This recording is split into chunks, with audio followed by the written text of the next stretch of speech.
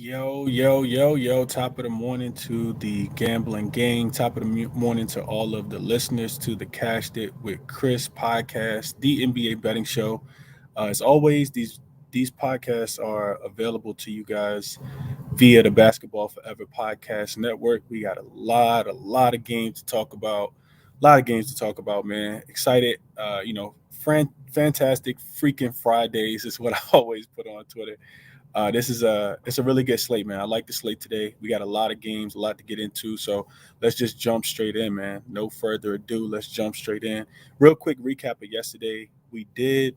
Uh, we did pretty good yesterday. I talked about taking on the morning show. I didn't have a play at all, but on the Crispy Cap and Evening show, I talked about taking a few guys, two player props, two value player props at that.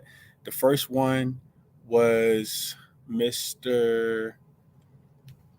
Trey Murphy. Trey Murphy, UVA graduate, took him at 15 and also took him at 20. The 20 didn't cash. He barely got to 15 for us, but he did get a garbage time bucket. So we cashed there. And then also Walker Kessler numbers came out a little bit later in the day, of course, after the show was done, which is why it's important to tune back in to the 5:15 show. And, we cashed on him however you took him out. I made the video yesterday on my YouTube page for his rebounds over 7.5 minus 122. That was an easy cash. His double was plus 330, plus 350 on some books. That was an easy cash. His 10 points, if you played those, if you laddered his rebounds, I think he finished with 13 or 14 rebounds last night. So Walker Kessler took care of us yesterday for sure, man. So pretty good day. Looking to build on that and kind of keep it going today, man, for sure. So let's get to it, man. Let's see. LJ in the comment section. Top of the morning to you, LJ. What up, Akbar? Zachariah said, big slate today. Let's make some money. Got to respect Chris out here grinding early in the AM. Absolutely, bro. Let's get to it. Frank, my guy, what's going on, man? Y'all hit the like button for me and subscribe if you guys aren't already. Turn the notifications on because sometimes I'm dropping videos in the middle of the day as well. So let's get to it, man. First game up, we are going to the Spurs and the Magic game. So Magic come in here. So we know that the Spurs play second night of a back-to-back. They did play in New Orleans last night. Didn't cover that game, but they did come back and try to keep it close in the second half. The Magic, 11-6 ATS at home this season, 9-1 against the spread last 10. However, they are 0-3 straight up as a ATS as a home favorite this year. This is also their first game back home off a 4-game road trip, so not a spot that I'm really looking to back a team in. You look at the Spurs last 2 weeks. Offensively, they actually rated pretty highly. Defensively, not too bad either. Eighth defensively last 2 weeks. Second offensively last 2 weeks on the road. But this Magic team, they've really picked it up a lot, man. They're sixth offensively last 2 weeks at home. 13th defensively last 2 weeks at home. They're also 5-2 against the spread versus the West specifically. So yeah, one way I was looking to attack this game because I'm not laying 6.5 points or 7 points with the Orlando Magic. I just feel like that's way too many points, and they haven't covered as a favorite.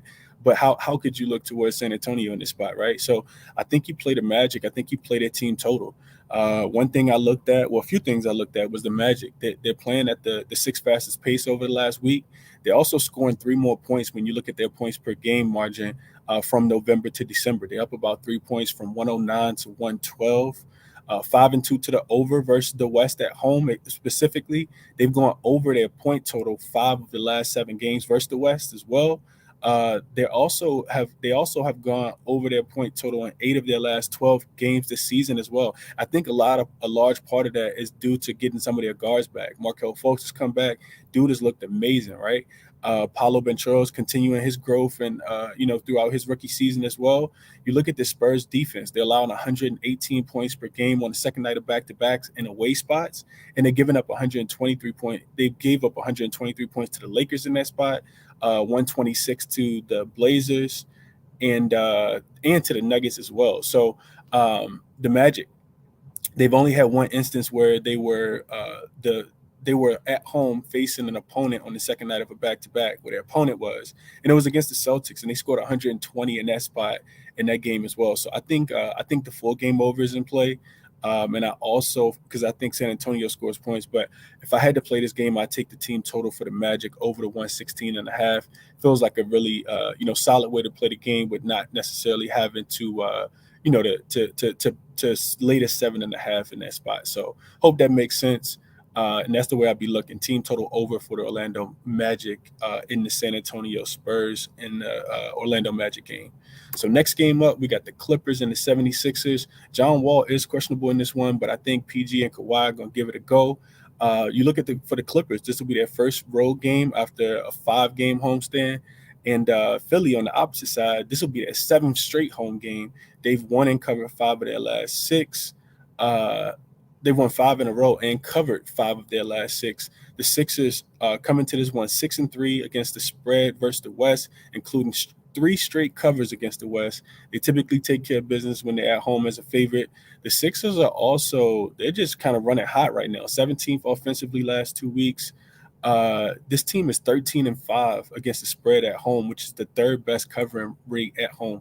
We know Joel Embiid presents a lot of problems. Guys like Tobias Harris, DeAnthony Milton are stepping up to, kind of give James Harden and Embiid some help, and they're playing really good defense. On the opposite side, this Clippers team is really, getting healthy right now, right? This team was projected to win the West by a lot of people.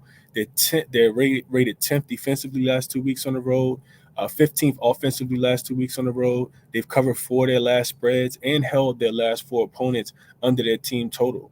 I think this spread is pretty close, which is why I don't necessarily want to mess with it. I could, see the Clippers kind of keeping this one close, losing by, 1 possession. I think Coach Tyronn Lue will have some kind of defensive schemes for how he wants to guard Joel Embiid and not just leave Zubac out there on the island. But I would look at the total in this one, man. I think the 216 is a tad bit high, even though it's a pretty low total. You look at the Clippers, they're 2-0 to the under with both Kawhi and PG in the starting lineup this season when they're dogs. They're also 8-2 straight up when both of those guys are playing as well. So I do think that they come out here and they bring their defense. Their defense travels. You look at these teams; they both rank pretty low in pace. They both have been playing a little faster over the last week, but throughout the season, both of these teams are playing at a very, very slow pace. And typically, when you put 2 slow-paced teams together, it gets even slower, which would be another look towards the under. The Sixers, however, are 5-1-1 to the under with an average total of about 210 points when they're a home favorite and they're asked to win by 4 points or less. They're also 4-1-1 to the under with Embiid as a home with Embiid in the lineup as a home favorite. When they're asked to cover a game by 4 points or less as well, with an average of about 211 points. So I would lean towards the 76ers to kind of keep it going in this one. I would also lean towards the under 216 in this one. A really cool and interesting trend that I pulled, and this isn't applicable for this game, but it kind of feels like it is, right? So a league-wide trend tells us that when two good teams, right, 2 teams that have a 60% win percentage or better are facing off and the home favorite is laying 4 points or less, those teams are 25-9 straight up, 24-9-1. That's a 73% cover rate this season. So home favorites against other good teams, right? And we know that the Clippers aren't a 61% win percentage team quite yet. Or they might be. That bodes well for the home team in that spot, man. Only having to win the game by 4 points, you're the home favorite. Typically, the home team cleans up in that spot. Like I said, 73% cover rate for the 76ers today. It also backs the Nets, right? So that's how I would look at that game, taking the under and taking the Sixers to probably be able to cover this game and win the game by 4 points. So moving along, though, I kind of alluded to the Bucks in the Nets game. You get this Bucks team coming in here off a loss and a non-cover in Cleveland. Real difficult travel spot for them. This will be their 13th straight travel spot. They have not, had a chance to kind of rest and get home at all. They also have a big game on deck for Christmas. Versus the Boston Celtics. This team is just 5-7-2 against the spread on the road. We know that their defense typically picks up on the road, but their offense doesn't seem to bring it all the time. You look at this Nets team, man, they're coming off the really big win against the shorthanded Golden State Warriors the other night, won that game and covered, by margin. I think they ended up winning by 30. scoring over 145 points, I think, or something like that. They are just 6-9-1 ATS at home this season. So one of the reasons I was looking to kind of, maybe, what do the trends say? What kind of data do I find to support a side in this one? So the Bucks have historically owned the Brooklyn Nets, right? They're 9-2 straight up, and 8-3 ATS after a previous ATS loss, including 5 straight covers. That is, I think that's a trend that goes back to last year, as long as Giannis is in the game, right? But to me in this one, I feel like the total should be addressed in this one as well. The total in this one is 225. Typically, when you get two teams that are playing up to par at the same time, it can be like a playoff game, right? So you get the Bucks. They are 6-1 to the under in away conference games with a total of about 206 points in that spot. 4-2 to the under in away games when a total is set at 225 or greater. Under is also 10-2-1 against in the Bucks last 13 games versus a team with the winning straight up record. So the Bucks, for some reason, they play really good defense. And not for some reason, we know that their defensive rating typically is number one when they're on the road. You look at the Nets on the opposite side. This team is 8-3 to the under in home conference games with an average total of about 218 points. They're 4-1 to the under when they're a home favorite of 4 points or less. With an average total of about 214 points, including 4 straight unders as well. Also looked at the Nets after scoring 125 points or more in their previous game, because they did score a lot against Golden State. They typically come back down to earth, and they're averaging about 108 points in those following games, with that being like a 4-game sample, right? Like I said, you look at these two teams, they're 4-1 to the under in their last 5 matchups since the start of last season, with the Bucks holding the Nets under their team total in 4 of those games, including 1-0 so far this season when the Bucks beat the Nets earlier this year, 110-99. So another league-wide trend tells us that when teams score 140 points or more in their previous game and have a total of 225.5 or higher in their next games, those games are 7-3 to the under as well, including 4 straight unders. So I'll be looking towards the under in this one. I'd be looking towards the under 225 in this one. For me, it's too difficult to pick a side. I can see either one. I can see the Bucks bouncing back and getting a big win. Don't know if they have enough offensive firepower, but just when you count, a team that has won a championship recently is when they'll come to play. Giannis, absolutely will come to play in this game, I believe, even though they have a big game coming up on Christmas. So I'm not looking to fade the Nets right now. This team is 9-1 in their last 10 games and kind of keeping it going for sure. But I would be looking towards the under 225 in that spot. A few more games I want to touch on just really, really quickly. The Celtics and the Timberwolves in the Celtics game is a game that I do want to do a little more research on. Celtics have not looked great recently. Read some reports about Al Horford trying to rally the troops the other day and get these guys playing much better brand of basketball after going down by 30 plus against the Indiana Pacers 2 nights ago. They also have a big game coming up on Christmas Day as well. The Timberwolves have been playing a little bit better basketball recently. They did just split in the series with the Dallas Mavericks last week. And now you get the Celtics laying another really, really big margin, 9 points. So they're expecting the Celtics to blow the Timberwolves out, is what the books are telling us. Total set at 232.5. Like I said, I don't have anything official in this one, but it'd be hard for me to look towards the Celtics to win this game by 9 points. Not in their recent form as well. So next game up, and probably the last game I'm gonna get to, is, matter of fact, let me stop real quick because I know I've been on a tangent, man. Y'all let me know what y'all on in the chat. Let's see. Top of the top. What up, Ant? What's going on? Like Magic a lot. Okay, Bunchero points. What's up, Chris? Let's run up a bag today. Absolutely. That's what we're here for. I want to take the Magic, but don't want to lay that many points. Yeah, that's what I said, Brian, and that's one of the reasons why I like the Orlando Magic team total. I think they can score 117 points. They're sitting at 116.5 right now. I got it in my bet slip, just haven't placed it yet. But I really like Orlando to get to that team total, so I don't have to necessarily worry about a spread or how many points that the San Antonio Spurs cover by, because I'm not trying to get in on that spread. That spread, like I said, the Orlando Magic are 0-3 as a home favorite, and I know one of those games I was actually backing them. I think it was against the Charlotte Hornets. Charlotte came in there and turned up on them. So I know they've been playing better basketball lately, but I wouldn't be looking to lay 7 points with a team that hasn't won as a home favorite yet, even with a shorter line, if that makes sense. Magic first half could be the spot off that road trip. It could be. Well, I don't know about that one. I will have to do some work on that. What's up, Courtney? Appreciate you, my guy. Yeah, hit the like button for me. We're gonna keep it going, man. Zachariah said Joel probably still remember Claw sending him home. Yeah, no, that's a fact. That's a fact for sure. LJ said Claxton versus the Eastern Conference over 2.5 blocks. Yeah, I know you've been cashing on that, LJ, so I couldn't talk anybody off of that. Look, stars will be stars type of night, Chris. It could be. Maybe we'll put something together, man.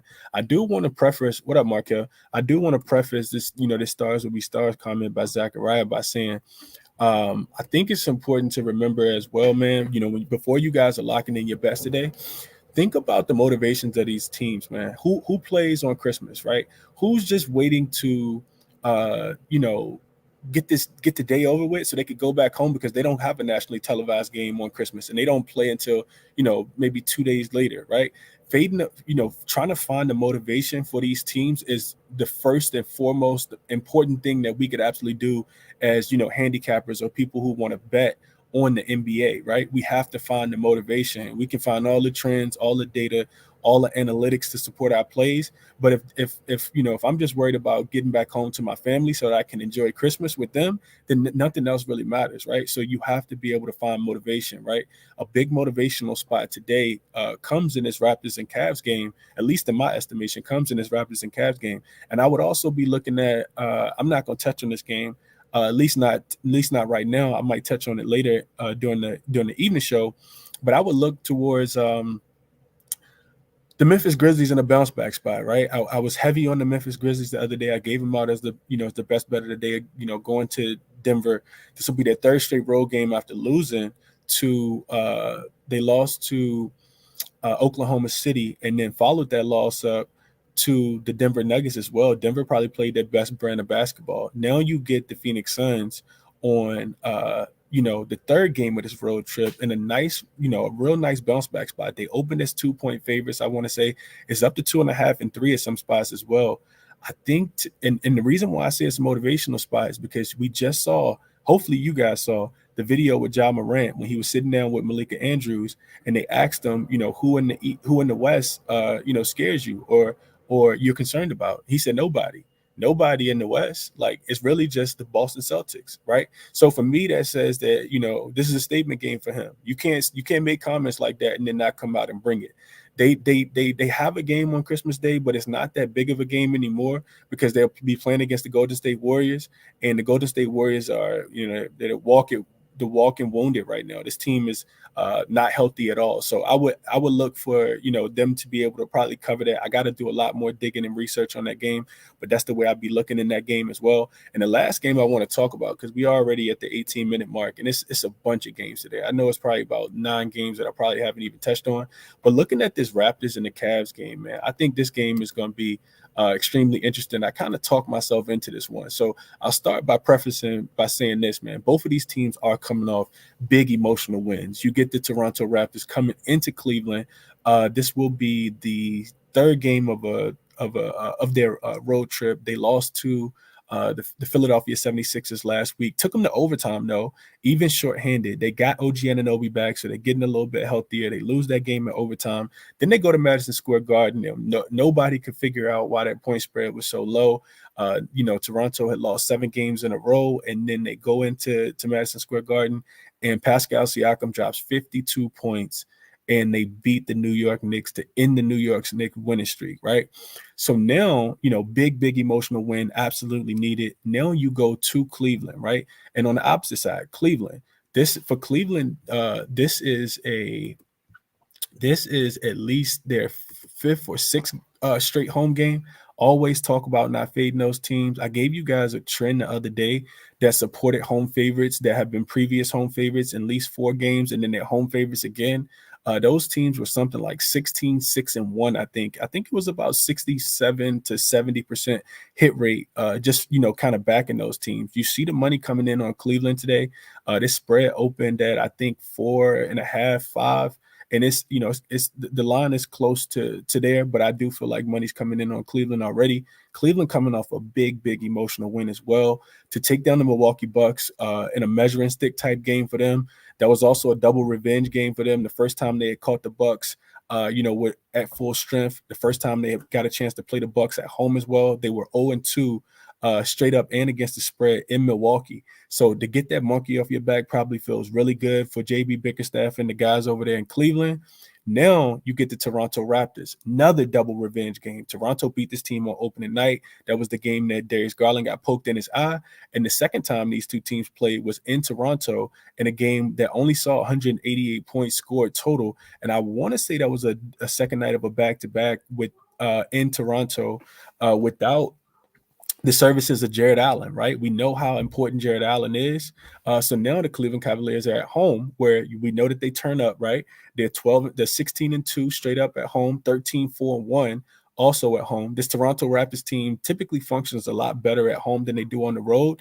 This team is only 14-18 overall. They're only 4-12 straight up on the road and 7-9 against the spread on the road. So looking at this game, I'd only be able to look towards the Cleveland Cavaliers. I think it's a perfect bounce back spot as far as in-season, same revenge type game. Like I said, double revenge game. So I'm pretty sure they got this one circled. You look at the other thing I looked at was the Cavaliers at home with Donovan Mitchell. They're 15-0 straight up, 11-2-2 against the spread, right? But more impressively, this team is 13-0 straight up, 10-2-1 against the spread when they have both Jared Allen and Donovan Mitchell in the lineup. They play up the competition in this spot. The only two losses that they have in those games came against the Indiana Pacers in a look-ahead spot for the following game. And when they played the shorthanded Dallas Mavericks last week and that game went to overtime, they ended up winning that game by 1. But every single other opponent that's come against this team at home when they've had Jared Allen and Evan Mobley, they've absolutely took care of business, cleaned them up. So I think the Cavaliers is probably the top spot on the card today. Like I said, the Grizzlies game, I got to do a little more work on, but that's what I'm looking at today, man. 23 minutes almost in the books, man. Y'all hit the like button for me. Subscribe to the videos if you guys haven't. Let's see. What else y'all got real quick before I get up out of here? Twan said, I'm looking at the Cavs, the Grizzlies, and Kings tomorrow. What are your thoughts on these, Chris? The Kings should absolutely smash. Just real quick on that Kings game, the Kings should absolutely smash the Washington Wizards tonight. I know the spread opened at 7.5 or 8. Bad travel spot for the Washington Wizards. I think it's a 4th game in 6 nights and a 5th game in 7 nights for the Washington Wizards. I would be looking at some bonus props in that game as well. Centers just continue to kind of dominate the Washington Wizards. Now you get them in a super fatigue travel spot, second night of a back-to-back as well, traveling from altitude to Sacramento. Not a good spot for the Washington Wizards at all. I would be looking at some bonus props or, laying the spread in that one. Whatever that spread is, I don't expect for that game to be highly competitive at all. Akbar said NBA is mostly a narrative-based sport. Cap motivation, you get money. That's a fact, Akbar. It's absolutely a fact. LJ said Memphis turns up on Fridays. They absolutely do. It's not hard. It's not easy to go into to Phoenix and get a win. I will preface that by saying this, right? Phoenix is a really good team at home, but without Devin Booker, they've looked like a shell of themselves recently, losing the game outright 2 nights ago to the Washington Wizards. So, yeah, and that was also a first win for the Wizards in 9 games. They were 1-9 going into that game. Markel said, I think the Cavs total is going under. Okay. Let's see. That's a game they lost Garland, injury spot. Yep. Injury to the eye. It was the first game. The second game, like I said, was the second game of a back-to-back and the third game in 4 nights without Jared Allen. So I really, this Cavs team is going to be really difficult to beat, man. I think that they probably cover that spread at home. If you like that, you might want to get on that early. I think the number probably does increase as well. So that's what I got for you guys today, man. I'll end the show with, the way I always end it. None of this is financial consultation. This is all theory and it's logic and it's motivational spots and trends and SDQL, man. Bet with your head and not over it. We'll be doing a show at 5:15 as always. Until then, best of luck to you guys and all your action that you have today. I'm out.